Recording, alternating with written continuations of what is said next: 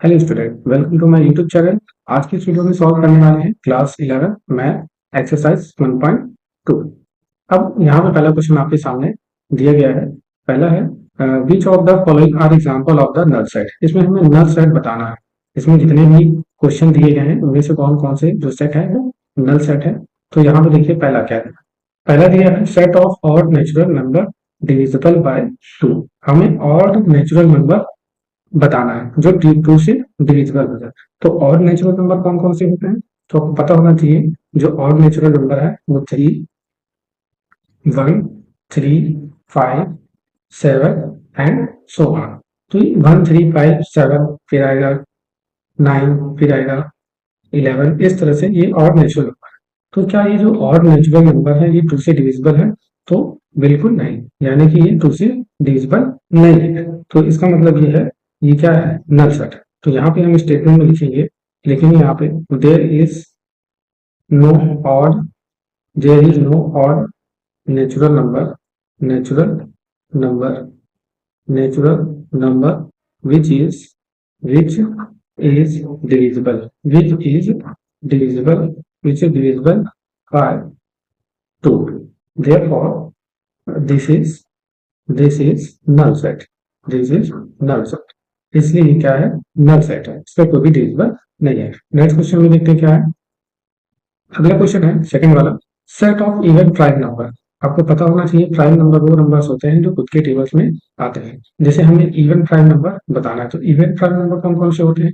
एक तो होता है टू, टू होता है, और थ्री तो इवन होता ही नहीं है, 5 होता है, और 7 होता है, 11 होता है, और 13 होता है। लेकिन यहाँ पे आपको इवन नंबर क्या दिखाई दे रहा है, इवन नंबर आपको सिर्फ 2 दिखाई दे रहा है, बाकी तो सब क्या है, बाकी और नंबर है। लेकिन हमें बताना है set of even prime number. तो इवन प्राइम नंबर का जो सेट है हमको क्या मिला, सिर्फ 2। तो यहाँ पे हम लिखेंगे सेट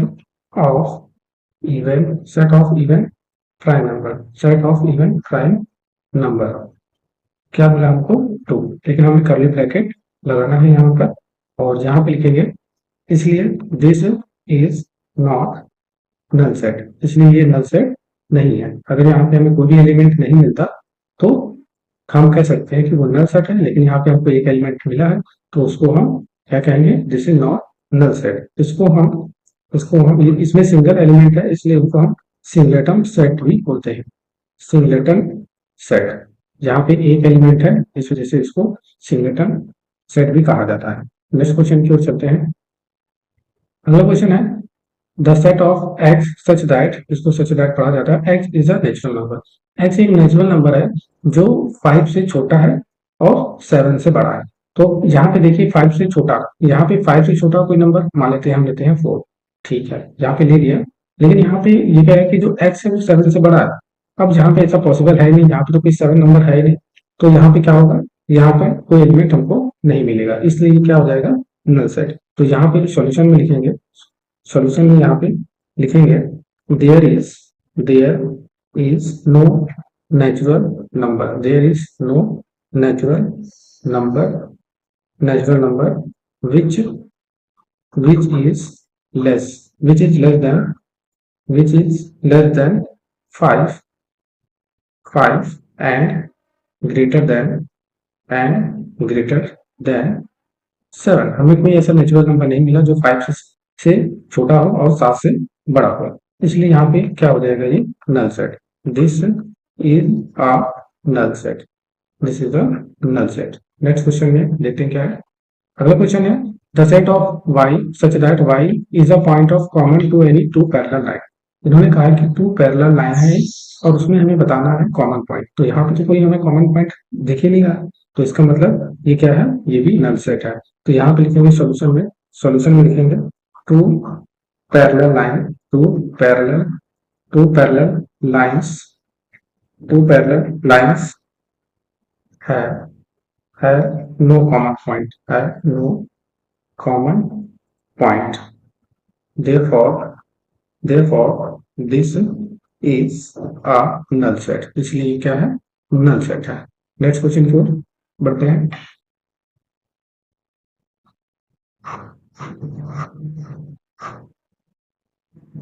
अगला क्वेश्चन आपके सामने है। जूम करते हैं। अगला क्वेश्चन में है विच ऑफ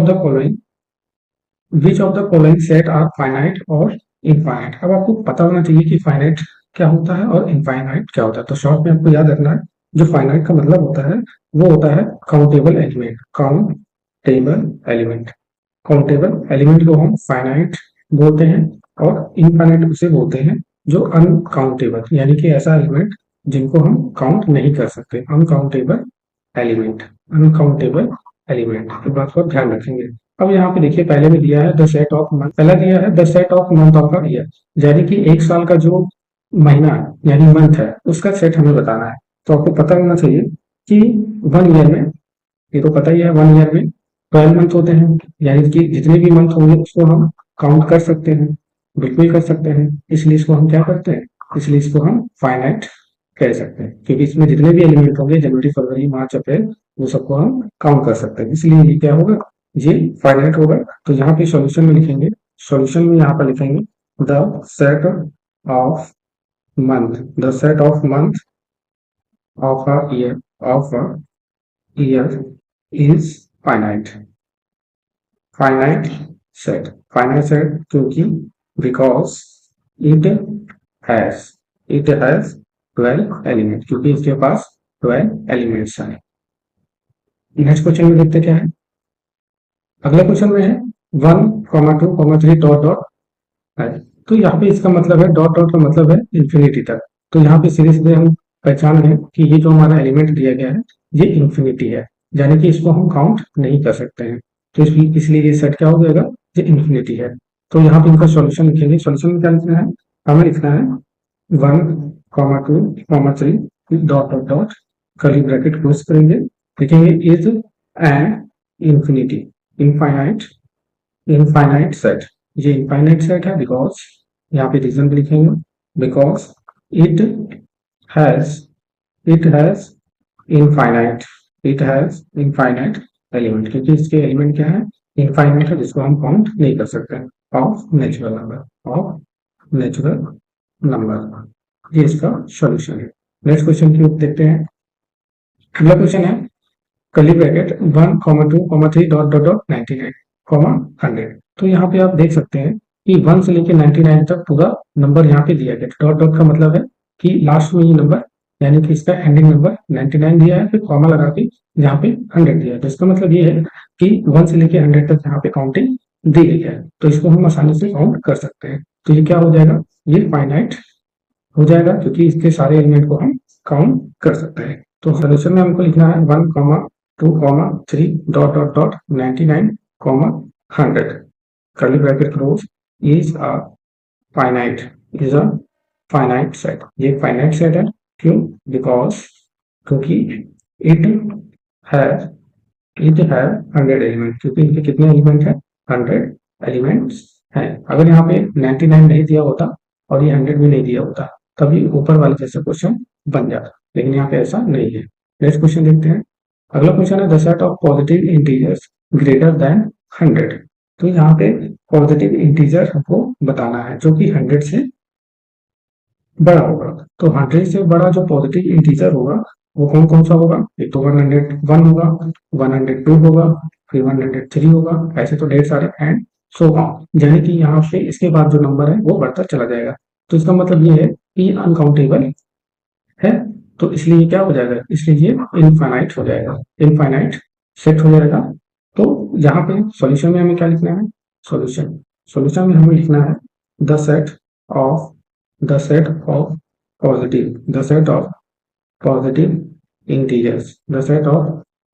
इंटीजर greater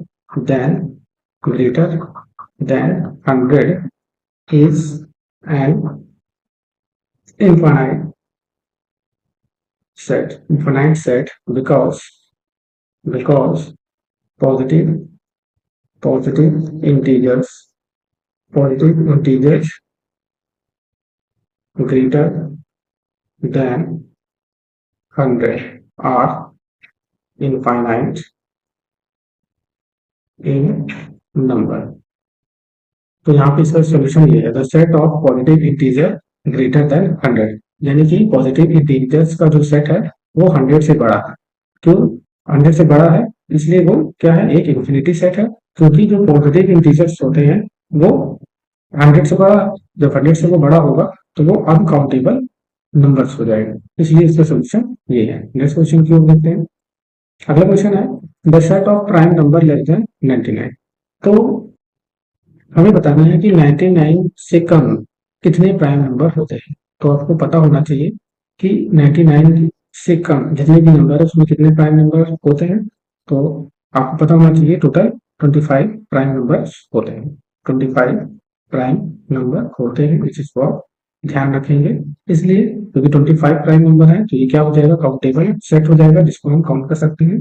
तो ये जब काउंटेबल है तो क्या हो जाएगा, ये फाइनाइट सेट हो जाएगा, फाइनाइट सेट। तो यहाँ पे सॉल्यूशन में हमें लिखना है, सॉल्यूशन में हमें लिखना है the set of prime number, the set of prime numbers, prime numbers less than are finite या 99, 99 finite set, because prime numbers, because prime numbers less than, because prime number less than 99 are 25 in numbers, 25 in numbers। आप यहाँ 99 करिए चाहे 100 करिए, बात एक ही है, क्योंकि 99 आपका प्राइम नंबर नहीं है। तो ये इसका सॉल्यूशन था। नेक्स्ट क्वेश्चन की ओर चलते हैं।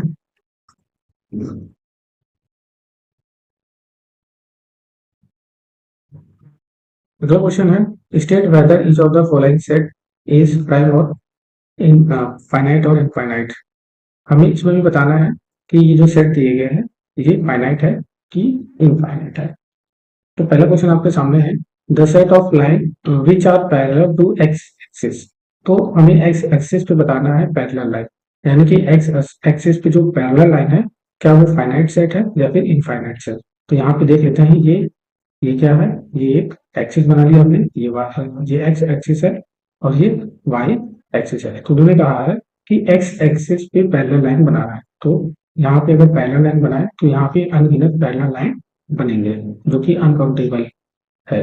जबकि अनकाउंटेबल है तो ये क्या हो जाएगा, ये इनफाइनाइट सेट हो जाएगा, इनफाइनाइट सेट। तो इनके सॉल्यूशन में क्या लिखा जाएगा, सॉल्यूशन में लिखा जाएगा the set, the set of line, the set of lines which are parallel, which are parallel to x axis, x axis is an infinite, is an infinite set, because because infinite line can be drawn parallel, can be drawn parallel to x axis, x axis।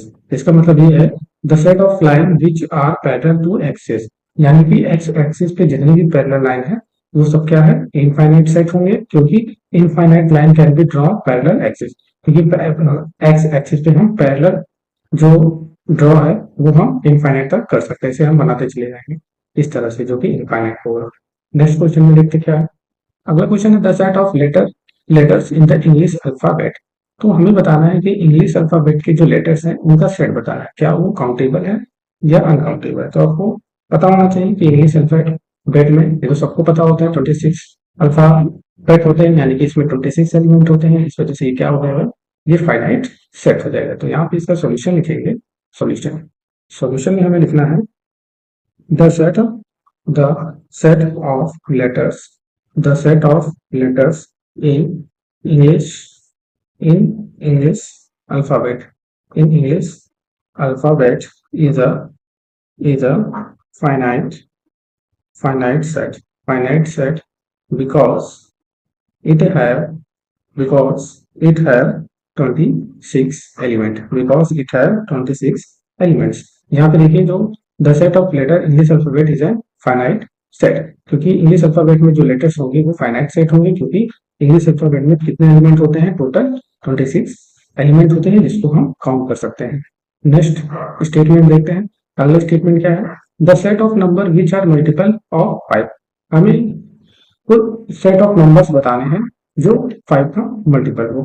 तो यहाँ पर क्या होगा, अब 5 का जो multiple होगा वो क्या होगा, ये तो इंफिनिटी तक जाएगा इसका मल्टीपल, तो इसलिए ये क्या हो जाएगा, ये इनफाइनाइट सेट हो जाएगा, क्योंकि इसके 5 के बहुत मल्टीपल्स होते हैं। तो इस वजह से यहाँ पे इसका सॉल्यूशन लिखेंगे। सॉल्यूशन सॉल्यूशन हमें लिखना है the set of numbers the set of numbers which are multiple which are multiple of is an infinite set।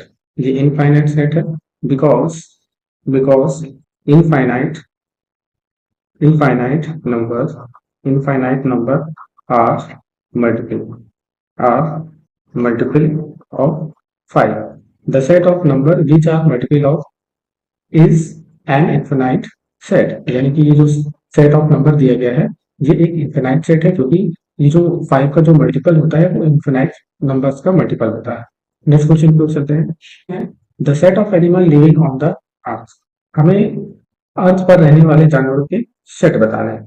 तो क्या ये फाइनाइट होगा या फिर इनफाइनाइट होगा, क्योंकि अर्थ पे जितने भी एनिमल है उनको हम आसानी से काउंट कर सकते हैं, जिसकी वजह से ये क्या हो जाएगा, फाइनाइट सेट होगा। तो क्योंकि ऐसा तो है नहीं कि सारे एनिमल को काउंट नहीं किया जा सकता, सारे एनिमल को काउंट कर सकते हैं। तो यहाँ पे सॉल्यूशन में क्या लिखेंगे, सॉल्यूशन में लिखना है the set of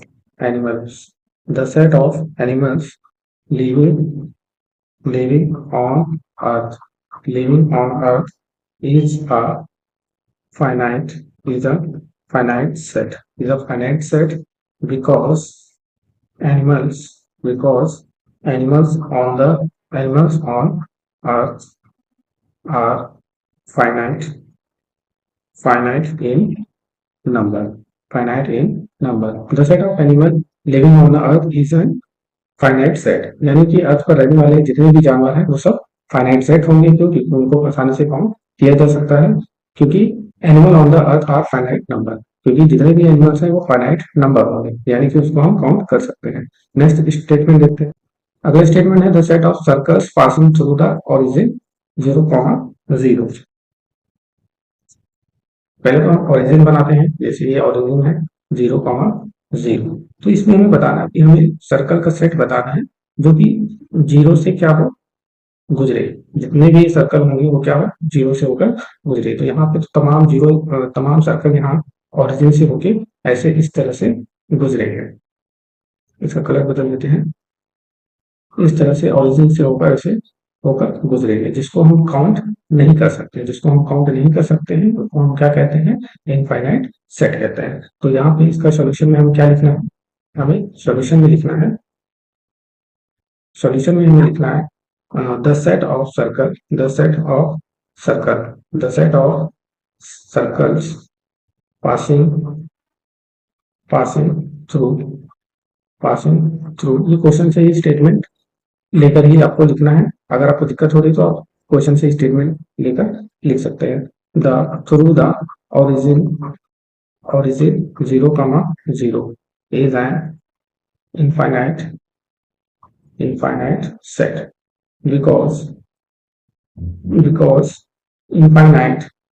because infinite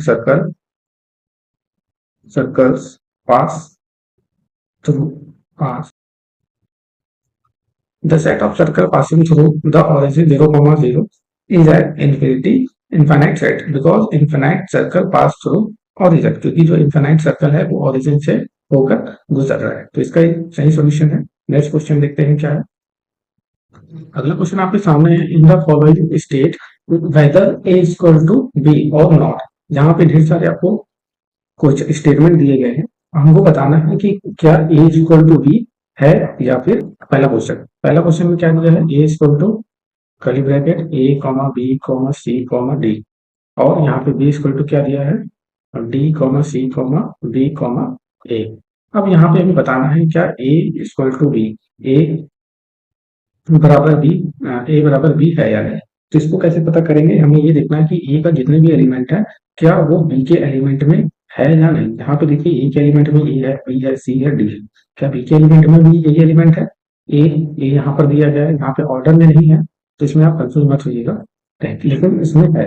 अब यहाँ पे देखिए बी बी यहाँ पर है, सी यहाँ पर है, और डी यहाँ पे भी है, यहाँ पे भी है। इसका मतलब यहाँ पर ए कॉमा बी दोनों, मतलब ए इक्वल टू बी दोनों बराबर है। जब दोनों बराबर है, स्टेटमेंट एकदम बराबर है, तो यहाँ पे क्या हो जाएगा, ये ए इक्वल टू बी, यानी कि जो पहला वाला क्वेश्चन होगा वो ए इक्वल टू बी होगा। अगर नहीं होता तो हम लिखते हैं ए नॉट इक्वल टू बी, इस तरह से लिखते अगर ना होता, लेकिन इसकी भी जरूरत हमें नहीं है। अगला स्टेटमेंट देखते क्या है। अगला क्वेश्चन है, अब यहाँ पे दिया है ए बराबर 4, 8, 12 और 16, और बी बराबर क्या दिया गया है, बी बराबर दिया 8, 4, 16, 18, ये कॉमा वगैरह आपको बोल लीजिएगा। अब यहाँ पे देखना क्या ए का एलिमेंट बी के एलिमेंट में है, अगर है तो एक इक्वल है, नहीं है तो वो नहीं होगा। फोर फोर यहाँ पे क्या, यहाँ पे है 8 यहाँ है, क्या बी के एलिमेंट में है, बिल्कुल है। 12 यहाँ पर है, तो क्या 12 यहाँ पर है, 12 तो यहाँ पे नहीं।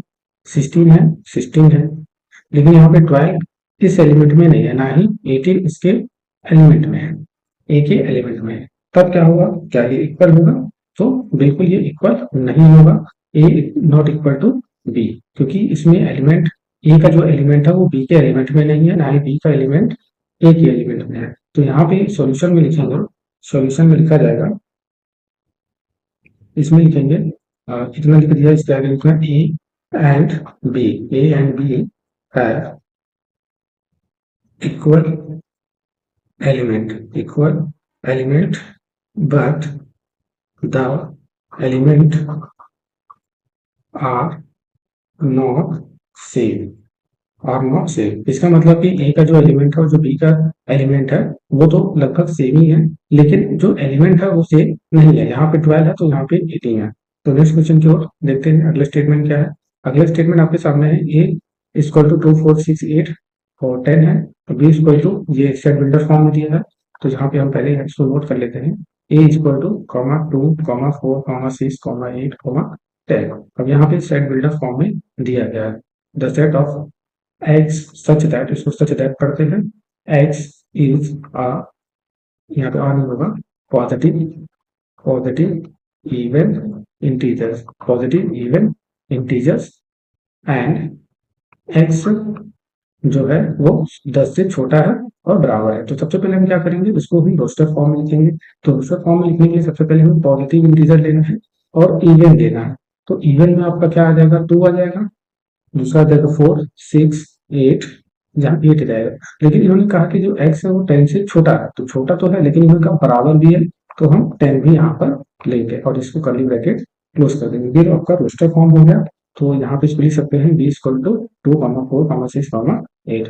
अब देखिए ए के एलिमेंट, ए का जो एलिमेंट है क्या क्या है, 2, 4, 6, 8, 10। क्या ए का एलिमेंट बी के एलिमेंट से मैच कर रहा है?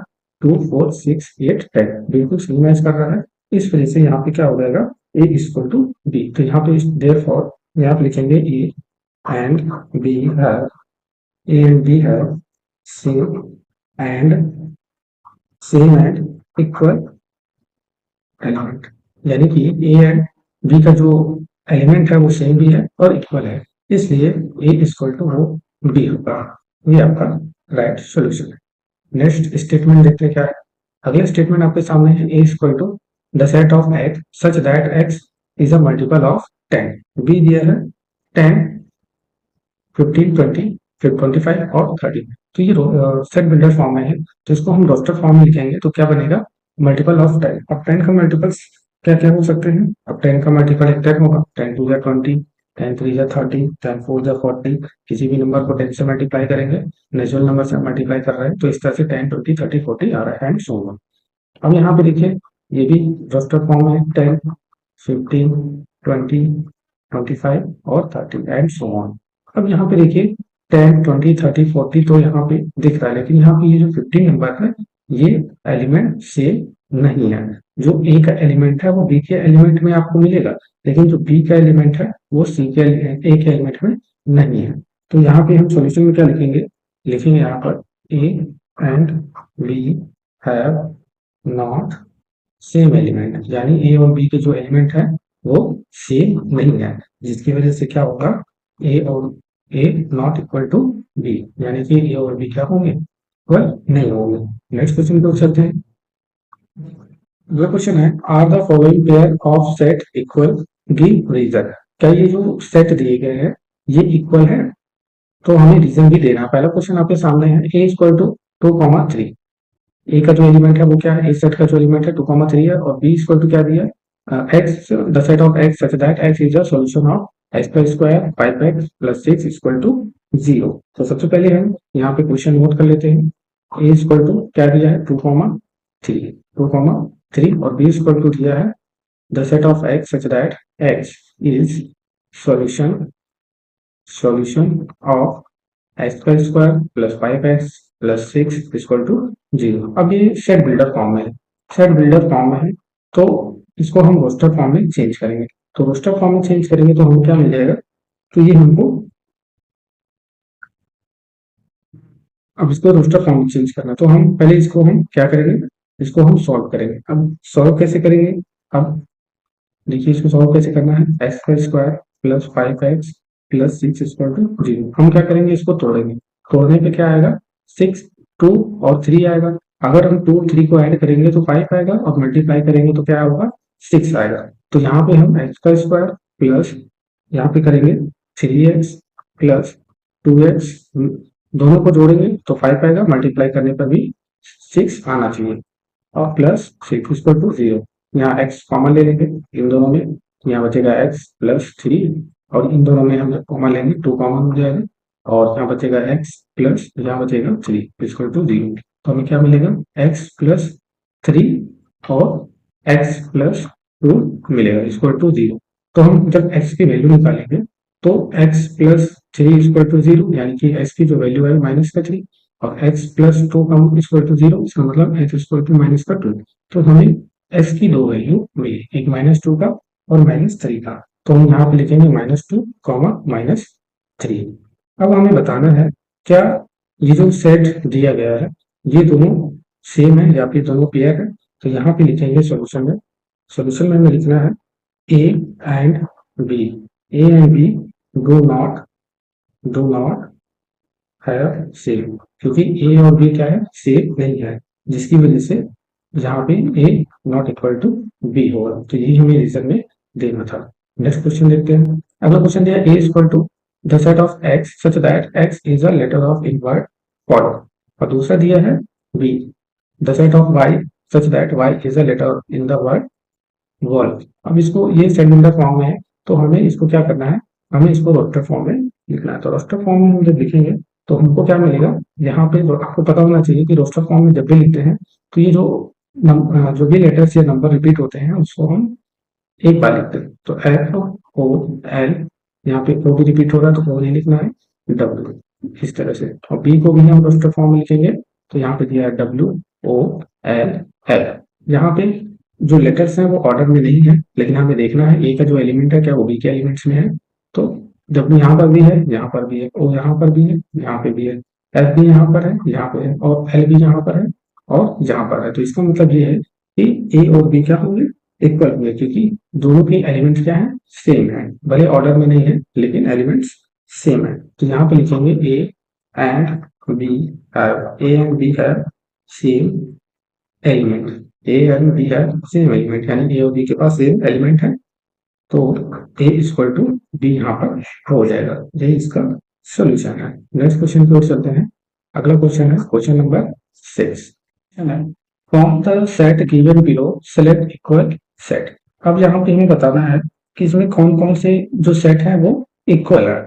अगर हम ए और बी की बात करें, ए और बी की बात करें तो यहाँ पे 2 है, यहाँ पे भी 2 है, यहाँ पे 4 है, यहाँ पे 4 है, लेकिन 8 यहाँ पर है, यहाँ पे नहीं है। इस वजह से ए नॉट इक्वल बी हो जाएगा, लेकिन हमें जो इक्वल है वही हमें बताना है। अब देखेंगे ए को हम सी से देखेंगे, ए और सी।